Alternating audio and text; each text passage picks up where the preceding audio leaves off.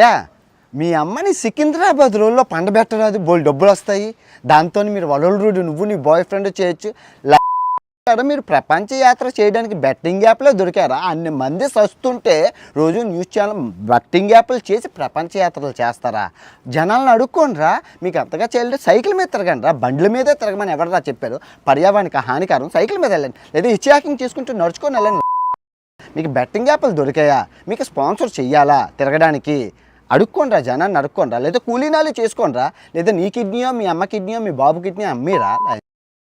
మంచిగా చెప్తే వినట్లేదు. నిన్న వీడు ఒక షార్ట్ వీడియో పెట్టిండు అనమాట. వీడి ఛానల్ ఒకటి ఉంది కదా, ప్రపంచ మూత్రికుడు అని. ఆ ఛానల్లో ఏం పెట్టిండంటే, అరే నువ్వు డబ్బులు కావాలనుకుంటే మీ అమ్మని తీసుకొని పోయి సికింద్రాబాద్ దగ్గర స్టేషన్ దగ్గర ఏదో పండబెట్టి డబ్బులు సంపాదించుకోరా అని చెప్పేసి మాట్లాడుతుండు. మీలో కొంచెమైనా మీరే ఒకసారి ఆలోచించండి. గొడవ ఏమైనా ఉంటే వీడికి నాకు ఉంది, అసలు మధ్యలో మా అమ్మ ఎందుకు రావాలి? అదే అమ్మని అనడం కరెక్టేనా ఎంతవరకు?